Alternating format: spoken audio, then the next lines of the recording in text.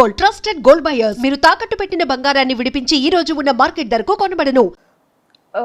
మరి అంటే యాక్చువల్లీ నాకు తెలిసిన కంట్రీ, నేను ఇండియా నుండి దాటి అడుగుపెట్టిన కంట్రీ ఒక్కటే కంట్రీ, అది కూడా థాయిలాండ్. ఓకే. సో నాకు తెలిసిన మట్టుగా ఇప్పటి వరకు చాలా రెస్పెక్ట్ చేస్తారు. మన ఇండియన్స్ని కూడా చాలా మంచిగా రెస్పెక్ట్ చేస్తారు. ఓకే. సో ఎన్ని ఇయర్స్ అవుతుంది మీరు బ్యాంకాక్ వెళ్ళి? ఆల్మోస్ట్ 9 to 10 years అయిపోతుంది. Oh my God, 9 to 10 years 9 to 10 అయిపోతుంది. years అయిపోతుంది. అసలు తెలియలేదు. 2016లో 2000 పాప పుట్టిన ఇయర్లోనే, ఓకే ఓకే ఓకే, పాప బేబీ అప్పుడు తీసుకెళ్లారు. సో మీరు ఈ వ్లాగ్స్ అనేది ఎలా వచ్చింది థాట్? నాకు ఎడిటింగ్ అంటే చాలా ఇష్టం. ఓ, ఎడిటింగ్ చాలా ఇష్టం అనమాట. పిచ్చి పిచ్చిగా చేసేదాన్ని. బీటెక్ అయిపోయి అదే పెళ్ళైన వెంటనే ఒక ఫోన్ వచ్చింది చేతికి. అప్పటి వరకు మన చేతిలో ఫోన్ కూడా ఉండేది కాదు. ఇప్పుడు జనరేషన్తో మారిపోయింది అనుకోండి, అదే షాక్ అవుతుంటాం అనమాట. సో చేతికి ఫోన్ రాగానే అదే అలా ఏదో ఒకటి చేయడం. సో బేసిక్గా నాకు ఎలా అంటే నన్ను నేను స్క్రీన్స్లో చూసుకోవడం ఇష్టం. ఓకే. నన్ను నేను సో ఏదైనా మ్యూజిక్కి మన వీడియో క్లిప్ పెట్టి రకరకాలుగా ఎడిటింగ్ అనేది చేసేదాన్ని అనమాట అప్పట్లో. పెళ్లి తర్వాతే. జస్ట్ మేము ఇక్కడ హైదరాబాద్కి వచ్చిన తర్వాత రామోజీ ఫిల్మ్ సిటీ అని ఇంకా చాలా ప్లేసెస్కి తీసుకెళ్లేవారు తిను. సో అప్పటికే మనకి ఫోన్ అనేది కొత్తగా అలవాటు. సో అందులో కెమెరా ఉంది అంటే అది ఇంకా కొత్త విషయం కదా. అవును. సో విపరీతంగా ఫొటోస్ వీడియోస్ ఫుల్గా అనమాట నిండిపోయేలా తీసేసుకొని అవి ఎక్కడ అప్లోడ్ చేయాలో తెలియక అదే ఎన్ని హార్డ్ డిస్క్లను పెడతాం. సో అలాగా హార్డ్ డిస్క్లో పెట్టినవి మళ్ళీ అంత ఈజీ కాదు. ఎప్పుడైనా చూసుకోవాలి అనుకుంటే మళ్ళీ తీసి చూసుకోవడం కూడా డిఫికల్ట్.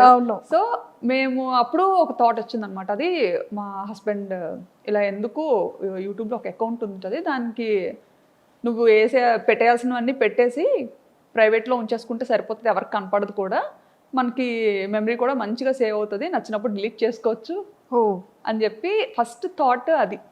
ఓకే. ఆ పర్పస్ మీదే మేము యూట్యూబ్ ఛానల్ క్రియేట్ చేయడం జరిగింది 9 years back. 9 years back start చేశారు. కానీ మీకు పాపులారిటీ అనేది ఎప్పటి నుండి స్టార్ట్ అయింది? నాకు 2022 అండి. 2022లో. సో సడన్ గా అది బ్యాంకాక్ పిల్ల ఛానల్తో స్టార్ట్ అయింది. ఐ థింక్ ఫస్ట్ దీపావళి వీడియోనా? దీపావళి కాదు, అమ్మవారిది. ఫస్ట్ నేను అమ్మవారి వీడియో యా, ఏదో సమ్ డివోషనల్ వీడియోని ఫస్ట్ వీడియో. నాకు యాక్చువల్లీ అమ్మవారు అంటే చాలా ఇష్టం అనమాట, సెంటిమెంట్ కూడా.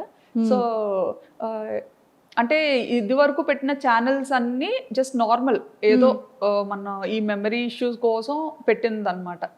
బట్ ఈ బ్యాంకాక్ పిల్ల అనేది రీసెంట్గా స్టార్ట్ చేశాను కదా 2022లో.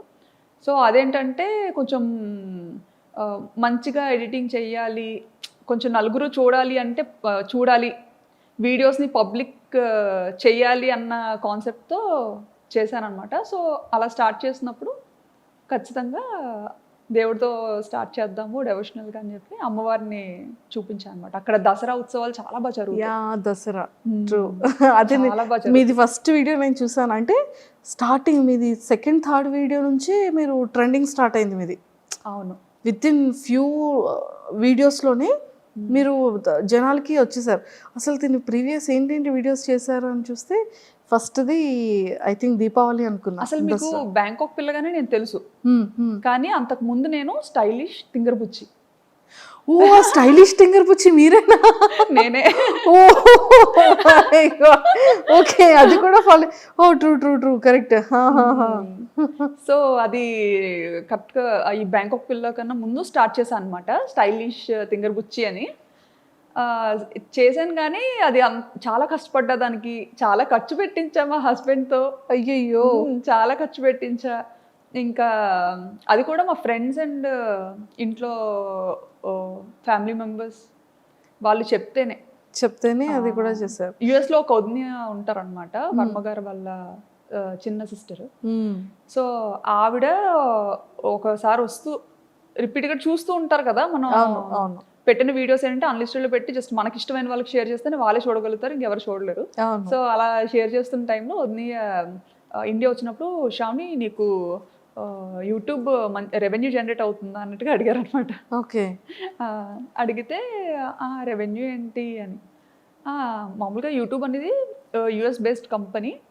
సో ఇలా యూజువల్గా యూట్యూబ్ అందరూ ఇలా ఇందుకే కదా చేస్తారు, నీకు జనరేట్ అవ్వట్లేదా, నువ్వు మామూలుగా అలా ట్రై చేస్తున్నావేమో అనుకున్నాను అని అన్నారు అనమాట. అంటే ఏమో ఉంది నాకు అంత ఐడియా లేదు అని. ఆయన ఎందుకు ఎప్పుడు ప్రైవేట్లో ఉంచుతావు వీడియోస్, ఎవరికి కనిపించకుండా పబ్లిక్ చేయొచ్చు కదా, బాగుంటాయి, ఎందుకంటే చాలా కష్టపడి ఎడిటింగ్ చేస్తుంటావు, సో పబ్లిక్ చెయ్యు, అందరూ చూస్తారు, బాగుంటుంది నిజంగా, ఇది ఒక మంచి ప్లాట్ఫామ్ డెవలప్ అవ్వడానికి అన్నట్టుగా చెప్పారనమాట. అప్పుడు అంత పట్టించుకోలేదు ఆవిడ చెప్పేటప్పుడు, కానీ తర్వాత ఆలోచించా అనమాట, వదిని ఇలా ఎందుకు చెప్పారు, పోనీ చూద్దాము అన్నట్టుగా. ఈయన కూడా అది సీరియస్గా తీసుకున్నారు అనమాట. ఓహో యూట్యూబ్లో ఎంత ఉంటుందా, ఓహో ఇలా పబ్లిక్ చేయొచ్చా, భయం ఉండదా అని. అప్పుడు అంటే చాలా రెస్ట్రిక్టెడ్గా ఉంటాం కదా, అత్తగారు మాగారు ఏమనుకుంటారు, మమ్మీ డాడీ ఏమనుకుంటారు. సో అలాంటి ఫ్యామిలీ నుండి వచ్చాను కాబట్టి ఇంటెన్షనల్ కూడా ఉంటుంది. సో వచ్చిన ఆవిడ చెప్పినా సరే అప్పుడు వెంటనే అంత సీరియస్గా తీసుకోలేదు. అవునా ఉంది అని అన్నాను, కానీ మళ్ళీ ప్రైవేట్లోనే పెట్టేదాన్ని. ప్రైవేట్లో పెట్టా చాలా కష్టపడి ఎడిట్ చేసిన సరే ప్రైవేట్లోనే పెట్టుకొని నాకు నేనే చూసుకొని ఈజీగా, అంటే మనము వేరే కంట్రీలో ఉన్నప్పుడు స్టేటస్ ఎక్కువసేపు పెట్టలేము, అప్పుడు స్టేటస్ ఆప్షన్ ఉందో లేదో కూడా తెలియదు. వీడియోని డైరెక్ట్గా చాట్లో షేర్ చేయాలన్నా పెద్ద పెద్ద వీడియోస్ ఉండేవి, షేర్ చేయడం కష్టమయ్యేది అనమాట. సో ఇది బాగా ఈజీ అనిపించేది మమ్మీ డాడీకి, అంటే మేము ఉన్న ప్రతి మూమెంట్ని మంచిగా క్యాప్చర్ చేసి మన పేరెంట్స్కి చూపించాం. మెయిన్ ఏంటంటే అసలు మా మమ్మీ డాడీ బయటకు అసలు ఈయన వెళ్తారు అంటే నన్ను ఇచ్చి పెళ్లి చేయకపోనేమో. ఫస్ట్ నుంచి అనుకునేవారు అమ్మాయి ఎప్పుడు మనకి దగ్గరలోనే ఉండాలి, బయటికి అసలు ఎప్పుడు పంపొద్దు అని. ఓ మై గాడ్, అలాంటిది పాపం అది ఎలా ఫీల్ అయ్యారు, అంటే లైక్ ఇంత లాంగ్ రావడం. సో అది మమ్మీ వాళ్ళకి తెలిసిన తర్వాత మమ్మీ డాడీ రియాక్షన్ ఏంటి అసలు ఎక్స్పెక్ట్ చేసి? ఫస్ట్ కెనడా వెళ్ళాల్సింది తను అనుకున్నారు కెనడా వెళ్దామని చెప్పి.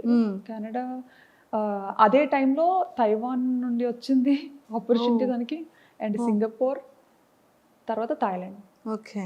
సో ఇవన్నీ ఇంకా పెద్దోళ్ళకి చెప్పినప్పుడు వీళ్ళు అన్నారనమాట, అంత దూరం ఎందుకు, దగ్గరగా ఉండేది చూసుకోండి అనేసి, దగ్గరగా ఉన్న అలా అయితేనే పంపించగలుగుతాము, లేకపోతే కష్టం అని చెప్పి.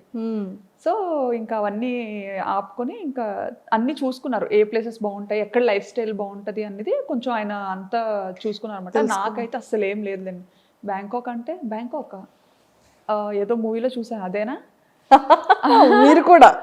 అంతే, ఏదో మూవీలో చూసాను బ్యాంకాక్ అంటే ఓకే ఓకే మంచిదేనా వెళ్ళొచ్చా అని.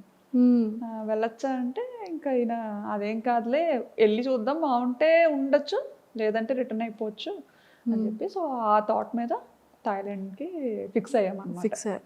నిజంగానే 9 years బ్యాక్ అంటే హైదరాబాద్ అంటే ఓకే, జస్ట్ 1 day 12 hours వెళ్ళిపోవచ్చు, ఫ్లైట్ అయితే 1 hour వెళ్ళిపోవచ్చు. ఓకే. కానీ బ్యాంకాక్ అనగానే కొన్ని అవర్స్ జర్నీ ఉంటుంది, అండ్ ఫ్రీక్వెంట్గా రావడానికి అవ్వదు, ఎప్పుడు కావాలంటే అప్పుడు కాల్ చేయడానికి ఆ నెంబర్స్ వేరుంటాయి. సో అప్పటి వరకు పేరెంట్స్ దగ్గర ఉన్న శ్రావణి గారు సడన్గా అంత లాంగ్ అనగానే మీ రియాక్షన్ ఏంటి, పేరెంట్స్ రియాక్షన్ ఏంటి?